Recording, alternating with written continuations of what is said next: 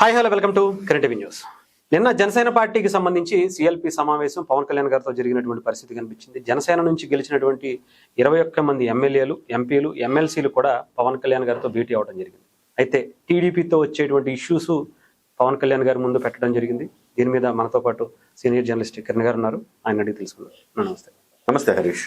నిన్న పవన్ కళ్యాణ్ గారితో జనసేన పార్టీకి సంబంధించినటువంటి ఎమ్మెల్యేలు, ఎమ్మెల్సీలు అందరూ కూడా కలవడం జరిగింది. వాళ్ళు టీడీపీ నుంచి గెలిచినటువంటి ఎమ్మెల్యేలు జనసేన వాళ్ళని సరిగ్గా ఎదగనివ్వట్లేదు, పార్టీని ఎవరో సరిగ్గా పట్టించుకోవట్లేదు. ముఖ్యంగా ఆఖరికి సీఎం రిలీఫ్ ఫండ్ ఏదైతే ఉంటుందో ఆ చెక్కులు కూడా కనీసం జనసేన వాళ్ళు ఎవరన్నా ఇస్తుంటే అవి వాళ్ళ చేతుల ద్వారానే వస్తేనే మేము అది చేస్తాము అనేటువంటిది సంకేతాలు జనాలకి పంపించేటువంటి పరిస్థితి ఉంది అని చెప్తున్నారు. సో అంటే దీంట్లో ఒక శుభ పరిణామం ఏంటంటే, ఇన్నాళ్ళకైనా ఎమ్మెల్యేలు పవన్ కళ్యాణ్ గారికి తమ గోడు వెళ్ళబోసుకునే అవకాశం వచ్చింది. ఎమ్మెల్యేలుగా ఉన్న చోట వాళ్ళ పని వాళ్ళు సరిగా చేసుకునేవాళ్ళు. అసలు జనసేన పార్టీ ఎమ్మెల్యే లేకుండా తెలుగుదేశం పార్టీ ఎమ్మెల్యేలు ఉన్న చోట తీవ్రమైన అణచివేత ఈ రెండు జరుగుతూనే ఉన్నాయి. ఇప్పుడు నెల్లిమర్లో ఉన్నది మాధవి గారు అక్కడ ఎమ్మెల్యేగా ఉన్నారు. అడుగడుగున అక్కడ ఉండే స్థానికంగా ఉండే తెలుగుదేశం పార్టీ నాయకుడు అతనికి టికెట్ రాలేదని చెప్పి రోజు పంచాయతీ పెట్టేస్తారు. అట్లానే ప్రతి నియోజకవర్గాల్లో కూడా ఈ సమస్య ఉంది, వాళ్ళని వీళ్ళని కాదు. ఆ తర్వాత మీరు ఏదో అంటున్నారు, సీఎం రిలీఫ్ ఫండ్ చెక్కులు కూడా వాళ్ళు ఇస్తున్నారని. సో వాళ్ళందరూ పవన్ కళ్యాణ్ గారికి చెప్పుకున్నారు. పవన్ కళ్యాణ్ గారు ఎవరికి చెప్పుకోవాలి? ఆయన కూడా అలాంటి ఎందుకంటే పిఠాపురంలో కూడా సిఎంఆర్ఎఫ్ చెక్కులు ఎమ్మెల్యేతో సంబంధం లేకుండా పిఠాపురంలో ఉండే ఈ వర్మ ఆయనే తెచ్చుకొని పంపిణీ చేస్తున్నారు. ఇది ఎక్కడైనా జరుగుతుంది అట్లా? ఈ పదవి తెలుగుదేశం పార్టీ ఎమ్మెల్యేలు ఉన్న చోట ఈ రకమైన ధోరణి ఎక్కడైనా చూసామా? అసలు కనీసం తెలుగుదేశం పార్టీ ఎమ్మెల్యేలు ఉన్న చోట జనసేన పార్టీ ఇన్ఛార్జ్ అంటే వాడు అసలు ఇన్ఛార్జ్ కూడా ఆ స్థాయి కూడా లేనివాడిని ఆడబెట్టుకుంటారు చాలా చోట్ల. మా నియోజకవర్గంలో అంతే పరిస్థితి. రామచంద్రపురం గురించి కూడా మాట్లాడావు నువ్వు. వాళ్ళ అనుచరులుగా ఉంటే ఒకటో రెండో పనులు చేసుకోవడానికి అవుద్ది. వాళ్ళ దగ్గర తెలుగుదేశం పార్టీలో ఎమ్మెల్యే ఉన్నాడు, ఎమ్మెల్యే ప్రధాన అనుచరులు ఉంటారు, ఆ అనుచరుల కింద ఇంకొక ద్వితీయ శ్రేణి ఉంటారు, ఆ ద్వితీయ శ్రేణిలోను తృతీయ శ్రేణిలోను జనసేన పార్టీ ఇన్ఛార్జ్ ఉంటాడు. అలా ఉంటే అతనికి ఏదో ఒక పనో రెండు పనులు చేసుకోగలుగుతాడు, అంతే. ఏదైనా ఎవరికైనా సాయం చేయగలుగుతాడు. అలా లేకపోతే పూర్తిగా అణిచివేత ధోరణి, అసలుకి ఏ కార్యక్రమానికి పిలవని పరిస్థితి ఆ రకంగా జరిగింది. ఇంతెందుకు నేను చెప్తున్నా కదా, పిఠాపురంలో వర్మనే నేరుగా సీఎంఆర్ఎఫ్ చెక్కులు ఇస్తున్నారంటే కావాలంటే చెక్ చేసుకోవచ్చు ఎవరైనా. పిఠాపురంలో ఎవరైనా అక్కడ రిపోర్టర్లు ఉంటే వాళ్ళని అడిగితే చెప్తారు. సో ఏం జరుగుతా ఉందంటే పవన్ కళ్యాణ్ స్వయంగా ఒక పార్టీ అధినేత ప్రాతినిధ్యం వహిస్తున్న పిఠాపురంలోనే ఆ పరిస్థితి ఉంటే మిగతా నియోజకవర్గాల గురించి ఇంకేం చెప్పుకుంటాము? సో కనీసం ఇప్పటికైనా దీని మీద మేలుకోవాలి. పులిశెట్టి శ్రీనివాస్ గారు చాలా కరెక్ట్గా చెప్పారు. అక్కడ తెలుగుదేశం పార్టీ వాళ్ళు అధిష్టానం అడుగుతోంది, వాళ్ళ కార్యకర్తలకి వాళ్ళ నాయకులకి పలానా పదవులు ఇవ్వాలి, పలానా అవకాశాలు ఇవ్వాలని వాళ్ళు అడుగుతున్నారు, చేసుకుంటున్నారు. ఇవాళ మా నాయకుడు కూడా అడగాలి, మేము కూడా చేసుకోవాలి అంటున్నాడు. లోపం ఎక్కడుంది? మంచితనము, మెతక వైఖరి అవలంబిస్తే అది లోపంగా మారే అవకాశం ఉంది. ఇవాళ పవన్ కళ్యాణ్ గారు మంచితనంతో ఉన్నాము, కూటమి మనం గట్టిగా అడగకూడదు, కూటమి ధర్మం ప్రకారం ముందుకెళ్దాం అనుకుంటే అవతల వాళ్ళు కూడా కూటమి ధర్మం పాటించాలి కదా. అలా పాటించే పరిస్థితులు ఎక్కడైనా ఉన్నాయా? ఎక్కడా లేవు. అందుకే మీరు చూడండి, ఈ రాష్ట్రంలో మొదట విడత మొన్న సభ్యత్వ నమోదు కార్యక్రమంలో చూస్తే 15 రోజుల పాటు సమయం పెడితే ఈ 15 రోజుల్లో సభ్యత్వ నమోదులో దాదాపు 8 లక్షల మంది రెన్యువల్ చేసుకోలేదు. రీజన్ ఏంటి? అచేతనంగా ఉంది వ్యవస్థ. పట్టించుకునేవాళ్ళు లేడు, గుర్తించేవాళ్ళు లేడు, ప్రభుత్వం వచ్చిందన్న సంతోషం లేదు. ఇక వాళ్ళేమవుతారు, మొత్తం కూడా ప్యాసివ్గా ఉండిపోతారు, యాక్టివ్గా ఉంటారు వాళ్ళు. సో యాక్టివ్గా లేనప్పుడు ఏమైంది? సభ్యత్వాలు కూడా రెన్యువల్ చేసుకోరు. ఇది గుర్తించి పవన్ కళ్యాణ్ గారు మళ్ళీ ఇంకొక 15 రోజుల పాటు డ్రైవ్ పెడితే ఇవాళ అది 15 లక్షలు దగ్గర దాటినట్టుగా కనబడుతోంది. మహా అంటే 20 లక్షల వరకు వస్తుందో రాదో తెలియదు. దాన్ని గట్టిగా ఒక ఉద్యమం లాగా చేస్తే ఆ రకంగా వచ్చింది. అంటే ఎందుకు అనేది పవన్ కళ్యాణ్ గారు కానీ పవన్ కళ్యాణ్ గారు చుట్టుపక్కల ఉండే వాళ్ళు కానీ ఆలోచించాలి. పవన్ కళ్యాణ్ గారికి సరైన ఇన్పుట్స్ ఇవ్వాలి. బహుశా ఇప్పుడు లెజిస్లేటివ్ సమావేశం జరిగింది కాబట్టి ఖచ్చితంగా వీళ్ళందరూ కూడా పవన్ కళ్యాణ్ గారి ఈ అంశాలన్నీ కూడా ఆయన దృష్టిలో ఉంచారు కాబట్టి ఇక్కడ కార్యకర్తలకు సంబంధించిన అంశాలు, సో ఎంత సఫర్ అవుతున్నామనే అంశాలు ఉంచారు కాబట్టి ఇది పవన్ కళ్యాణ్ గారు వెళ్ళి మాట్లాడాలి. చంద్రబాబు గారితో కూర్చొని మాట్లాడి సముచిత న్యాయం, సముచిత గౌరవం ఇచ్చేలాగా, ఆత్మగౌరవం కాపాడుకునేలాగా వ్యవహరించాల్సిన పరిస్థితులు క్రియేట్ చేసుకోవాలి. అది పవన్ కళ్యాణ్ గారి చేతిలోనే ఉంది. అంతెందుకు అంతెందుకు ఒంగోలు బాలినేని శ్రీనివాసరెడ్డి గారిని తెచ్చుకున్నారు. బాలినేని శ్రీనివాసరెడ్డి గారు ఒక మాస్ లీడరు. ఒంగోలుతో పాటు చుట్టుపక్కల ఒక 2-3 జిల్లాల్ని ఆయన మెయింటైన్ చేయగలిగిన లీడరు. ఎటు వెళ్ళినా ఆయనకు మాస్ ఓటింగ్ ఉంటుంది. పార్టీలకు అతీతంగా ఆయనకు మాస్ ఓటింగ్ ఉంటుంది. ఏ పార్టీలో ఉన్నా ఆయనకంటూ ఒక సపరేట్ ఓటింగ్ ఉంటుంది. ఇవాళ జనసేన పార్టీలో ఎంతమందికి వాళ్ళకి సొంతంగా ఓటింగ్ ఉన్నది చెప్పండి, వేళ్ల మీద లెక్క పెట్టచ్చు. సొంతంగా బొలిశెట్టి శ్రీనివాస్ గారు ఇలాంటి వాళ్ళకి సొంతంగా ఓటింగ్ ఉంటుంది. పార్టీలతో అతీతంగా ఎంతో కొంత ఓటింగ్ ఉంటుంది వాళ్ళకి. మిగతా వాళ్ళు ఎంతమందికి ఉంది ఓటింగ్ లేదు. సో అలాంటి నాయకుడిని మనం తెచ్చుకున్నాము. తెచ్చుకున్నప్పుడు మీరేం చేయాలి? ఆ నాయకుడికి సముచితమైన న్యాయం, గౌరవం దక్కేలాగా చూడాలి. దక్కేలా చూడాలంటే ఏం చేయాలి? పార్టీలో సరైన ఇంపార్టెన్స్ ఇవ్వాలి. పార్టీలో ఒక పదవి ఇవ్వాలి. అప్పుడే కదా ప్రోటోకాల్ వస్తుంది. సో ఆ ఒంగోలులో రియాజా అతను ఆ ఎమ్మెల్యేతో బాగా క్లోజ్ గా ఉంటాడు కాబట్టి నేను చెప్పాను చూడు, ద్వితీయ తృతీయ శ్రేణిలో తిరుగుతూ ఉంటారు కాబట్టి ఆయనకి వాళ్ళ ఒంగోలు అర్బన్ డెవలప్మెంట్ అథారిటీ ఇవ్వడంలో వాళ్ళంతా సహకరించారు. లేకపోతే స్వతంత్రంగా ఉంటే రాదని చెప్పేసి అందరూ ఆ రకంగా వ్యవహరిస్తూ ఉన్నారు. సో బాలినేని శ్రీనివాసరెడ్డి పెద్ద నాయకుడు కదా, అలాగా ఒకళ్ళ దగ్గర చెంచాగిరి చేసే పరిస్థితి ఉండదు కదా. కాబట్టి బాలినేని శ్రీనివాసరెడ్డి గారు ఖచ్చితంగా అలాంటి నాయకులు, ఒక సామినేని ఉదయభాను, బాలినేని శ్రీనివాసరెడ్డి ఇలాంటి వాళ్ళందరికీ సముచితమైన గౌరవం ఇచ్చి పార్టీలో కాస్త పొజిషన్ ఇచ్చి ముందుకు నెడితే డెఫినెట్గా. పవన్ కళ్యాణ్ 2 సార్లు 3 సార్లు చెప్పారు, అయినా కానీ న్యాయం జరిగిందా బాలినేనికి?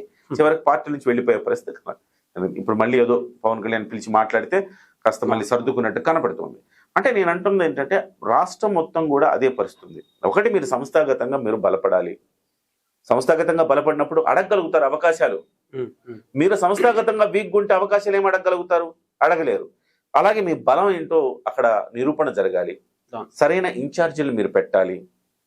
ఊరికి మిమ్మల్ని వాడుకొని పాయింట్ ఆఫ్ కాంటాక్ట్ కాకుండా పాయింట్ ఆఫ్ కరప్షన్ కి పాల్పడేవాడిని పెట్టారనుకోండి, వాడు ఏం చేస్తారు? పార్టీని బదనాం చేస్తారు. సో సరైన వాడిని మనం పిఓసిగా పెట్టాలి. అట్లానే సరైన పదవులు, సరైన ఇంపార్టెన్స్ పార్టీ నుంచి ఇవ్వాలి. పవన్ కళ్యాణ్ గారు అక్కడికి చంద్రబాబుతో కూర్చొని ఆయనతో మాట్లాడాలి. మాట్లాడి సార్ట్అవుట్ చేసుకోవాలి సమస్యని.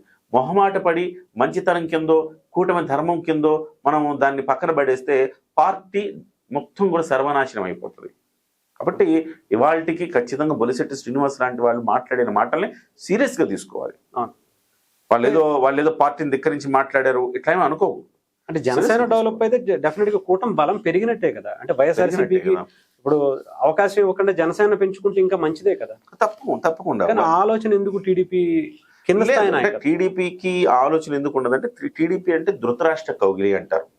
ఇప్పుడు గతంలో 1996, 99 ఆ ప్రాంతాల్లో బీజేపీ తెలుగుదేశం పార్టీతో జత కట్టడంతో ఒక పెద్ద మర్రి చెట్టు కింద మొక్కలు ఎదగవు అంటారు కదా. అట్లా తెలుగుదేశం పార్టీతో జట్టు కట్టడం వల్ల క్యాడర్ నిర్వీర్యం అయిపోయింది బీజేపీది. పలు సందర్భాల్లో వాళ్ళు చెప్తా ఉంటారు, ధృతరాష్ట్ర కౌగిలిలో చిక్కుకున్నా ఉంటారు. నేనేదో బ్యాడ్ అని చెప్పట్లా, ఇవాళకి కూడా గుడ్ ఉంది అందులో. ధృతరాష్ట్ర కౌగిల్లో ఎప్పుడు చిక్కుకుంటారు? వీళ్ళు చేత కాకపోతే ధృతరాష్ట్ర కౌగిల్లో చిక్కుకుంటారు. చేతనైతే వాళ్ళతో కలిసి ఎదుగుతారు. నేనేమంటున్నా, వాళ్ళతో కలిసి ఎదగండి అని చెప్తాను. సో ఎదగాలంటే నాయకుడు ఖచ్చితత్వంతో మనం మాట్లాడాలి. నాయకుడు మొహమాట పడితే అవదు. సో మొహమాట పడ్డంత కాలం వాళ్ళు వేరే రూపంలోకి వెళ్ళిపోతూ ఉంటాయి. అలా కాకుండా గట్టిగా అడిగి మాకు కావాలి, మా అవకాశాలు మాకు రావాలి, మా హక్కులు మాకు కావాలి అని అడగగలిగితే ఖచ్చితంగా ఇది అమల్లోకి వస్తుంది. డెఫినెట్గా ఈ 4-5 లోపాలని సరి చేసుకుంటే పార్టీకి భవిష్యత్తు ఉంటుంది. సో ధృతరాష్ట్ర కౌగిల్లా కాకుండా ఇది మన కొన్ని చెట్లు ఉంటాయి కదా, పాకుడు చెట్లు, తీగ అల్లుకున్న చెట్లు, అట్లా ఒక మనీ ప్లాంట్ లాగా, తమలపాకు చెట్టు లాగా తెలుగుదేశం పార్టీ అనే దాన్ని ఆసరా చేసుకుని ఇలా ఎదిగేలా ఉండాలి. కానీ ధృతరాష్ట్ర కౌగిల్లో చిక్కుకున్నట్టు ఉండకూడదు. సో తమలపాకు చెట్టుని ఆదర్శంగా తీసుకుని జనసేన పార్టీ కూడా ఈ రకంగా ఎదగాలని చెప్పేసి. అంటే కొంతమంది ఎమ్మెల్యేలు ఇప్పుడు చాలా మంది ఇప్పుడు పవన్ కళ్యాణ్ గారిని కలిశారు, చెప్పారు. కొంతమంది వాదన ఏంటంటే అసలు పవన్ కళ్యాణ్ గారికి చెప్పుకున్నారు, ఆయన బాధ ఎవరికి చెప్పుకోవాలనేది ఒకటైతే, అక్కడ వెళ్ళిన వాళ్ళల్లో ఇలా ఇంటర్నల్ గా మాట్లాడుకునేటువంటి ఇష్యూస్ అయితే బయటికి చెప్పరు. బట్ అక్కడ ఉన్న వాళ్ళలో సగం మంది వేరే పార్టీ నుంచి వచ్చిన వాళ్ళే కదా, వాళ్ళకి చెప్పకుండా ఉంటారా? ఇక్కడ ఏం జరిగినా ఖచ్చితంగా చెప్తారు. ఎందుకు చెప్పరు? ఖచ్చితంగా చెప్తారు. ఇవాళ 21 మంది ఎమ్మెల్యేల్లో ఎంతమంది నిఖార్సైన వాళ్ళు ఉన్నారు చెప్పండి మీరు? అంటే చెప్తున్నారు. నేను మొహమాటం లేకుండా మాట్లాడతా. మనకెవరు మనం సమాజ హితం కోరే వాళ్ళం కాబట్టి మొహమాటం మేము అక్కర్లేదు. అన్ని మనం మంచిగా ఉన్నట్టు మాట్లాడుకోవచ్చు. ఉదాహరణకు అవనగడ్డ ఎమ్మెల్యే ఉన్నారు. ఆయన మీరు ఇల్లు అడగండి, అవనగడ్డకి ఇల్లు అడగండి. మీ ఎమ్మెల్యే ఏ పార్టీ అని అడగండి, తెలుగుదేశం అంటారు. ఎందుకంటే ఆయన జనసేన పార్టీ ఎమ్మెల్యేగా అసలు ఆయన ఆ ముద్రనే లేదు ఆయనకి. తిరుపతి వెళ్ళి అడగండి, అఫ్ కోర్స్ ఇవాళ తిరుపతి వెళ్ళి అడిగితే ఏదో 10 మందిని అడిగితే కనీసం 5 అన్నా చెప్తారు నేను జనసేన అంట కదా, జనసేన అని చెప్పి. భీమవరం పరిస్థితి కూడా మొన్న కూడా ఎవరో చెప్తారు. భీమవరం పరిస్థితి ఏంటి చూడండి. కనీసం వాళ్ళు ప్రెస్ ముందుకు ఏనాడైనా వచ్చి మాట్లాడారా? ఒక్క మాటైనా పార్టీ కార్యక్రమాలు జనాలకు తీసుకెళ్లారా? లేదు. సో ఇలాంటి వాళ్ళందరూ కూడా తెలుగుదేశం పార్టీ నుంచి అప్పటికప్పుడు దిగుమతి చేసుకోబడ్డ ఎమ్మెల్యేలు. ఇక రైల్వే కోడూరు లాంటి వాళ్ళు అయితే పార్టీని భ్రష్టు పట్టించడానికి శాయశక్తిలో కృషి చేశారు. సో ఈ రకంగా ఎక్కడ చూసినా కొంతమంది, ఇప్పుడు నెల్లిమర్ల మాధవి గారు కృషి చేస్తా ఉన్నారు, బొలిశెట్టి సత్య గారు కష్టపడుతున్నారు, మా తర్వాత నర్సాపురం ఎవరు వాళ్ళ స్థాయిలో వాళ్ళు చేసుకుంటా పోతా ఉన్నారు. కొంతమంది మాత్రం పార్టీకి బ్యాడ్ నేమ్ తెచ్చేలా ఉన్నారు. కొంతమంది అసలు తెలుగుదేశం పార్టీకి పూర్తిగా ఇది అసలు మనం జనసేన తెలుగుదేశం అని తెలియకుండా బతికేస్తా ఉన్నారు. ఇలాంటప్పుడు తెలుగుదేశం పార్టీకి ఎందుకు వెళ్ళమండి? అన్ని పోతాయి. ఇక్కడ నుంచి ప్రతి మాట తెలుగుదేశం పార్టీకి వెళ్తుంది, అందులో ఎలాంటి డౌట్ లేదు. అది ఇంటర్నల్ గా మాట్లాడుకునే ఉపయోగం కూడా లేదు, ఏం ఉపయోగం లేదు. అదే ఇంటర్నల్ గా మాట్లాడుకొని వాళ్ళకి చేరినా కానీ నష్టమేముంది, తప్పేముంది? ఇది తెలవాల్సిందే కదా, వాస్తవాలే కదా ఇవి. ఇంత ఒత్తిడి ఉంది పవన్ కళ్యాణ్ గారి మీద, తెలుగుదేశం పార్టీకి తెలవడం కూడా మంచిదే కదా. ఇప్పుడు జనసేన పార్టీ ఎంత బలంగా ఉంటే, పవన్ కళ్యాణ్ గారు ఎంత బలంగా ఉంటే అంత మేలు అంత తెలుగుదేశం పార్టీకి. మీరు అన్నది వాస్తవం. ఈ యొక్క అంటే కలిసి ఎదుగుదాం అన్న రీతిలో ఎంతవరకు ఆసరాగా నిలబడితే తెలుగుదేశం పార్టీ అంత మంచిది. అట్లా కాదు అంటే గనక రాజకీయ సమీకరణాలు డ్రాస్టిక్ గా దారుణంగా మారిపోతాయి. మారిపోయిన తర్వాత అరాచక శక్తులు వచ్చి మీరు రాష్ట్రంలో మళ్ళీ రాష్ట్రాన్ని ఏలుతామంటే ఎవడేం చేయలేని పరిస్థితి. వైసీపీని ఎదగనివ్వకుండా జనసేన ఎదగనిస్తే ఇంకా చాలా మంచిది. అంతే. అది టీడీపీ తెలుసుకోవాలి. ఆ విషయం టీడీపీలు తెలుసుకోవాలి. ఎవరు నీ అపోనెంట్ ని నువ్వే ఎన్నుకునే అవకాశం ఉంది, నువ్వే సృష్టించుకునే అవకాశం ఉంది తెలుగుదేశానికి. నీ అపోనెంట్ ని రేపు పొద్దున జగన్మోహన్ రెడ్డి కంటే అపోనెంట్ గా పవన్ కళ్యాణ్ ఉంటే మంచిది కదా. ఒక మంచి నాయకుడు, కుట్రలు చేయడు, కుతంత్రాలు చేయడు, తప్పులు మాట్లాడు, ఓట్ల రాజకీయం చేయడు, అలాంటి వాడు ఉంటే మంచిది కదా. సో అవసరమైతే నేను బొట్టు పెట్టుకుని వెళ్తున్నావా అంటే పాత బస్తీకి వెళ్తున్నాం, పాకిస్తాన్ కాదు కదా అని డైలాగ్ పెట్టే ధైర్యం ఎవరికైనా ఉందా? ఇప్పుడున్న పొలిటీషియన్స్ లో అలా మాట్లాడే ధైర్యం ఎవరికైనా ఉందా? ఓట్ల రాజకీయాల కోసం మాట్లాడేవారు ఎవరైనా ఓట్ల రాజకీయం కోసం ఎవడో అతీతులు కాదు. బీజేపీ అతీతం కాదు, తెలుగుదేశం అతీతం కాదు, వైసీపీ అతీతం కాదు. ఒకడు అతీతం, అది పవన్ కళ్యాణ్ మాత్రమే. సో ఉన్నది ఉన్నట్టుగా మాట్లాడగలిగే నాయకుడు, ఓట్ల రాజకీయం చేయని నాయకుడు వాళ్ళు ఎవరైనా ఈ భారతదేశంలో ఉన్నాడంటే పవన్ కళ్యాణ్ ఒకడు. ఆ తర్వాత యోగి ఆదిత్యనాథ్ గురించి కూడా మనం చెప్పుకోవచ్చు. థ్యాంక్ యూ అన్న. ఏదేమైనా కానీ చూద్దాం, టీడీపీ ఏదో ఎప్పుడు తెలుసుకుంటుందో, దీన్ని వాళ్ళు ఎప్పుడు గట్టెక్కిస్తారు అనేది చూడాలి. నమస్తే.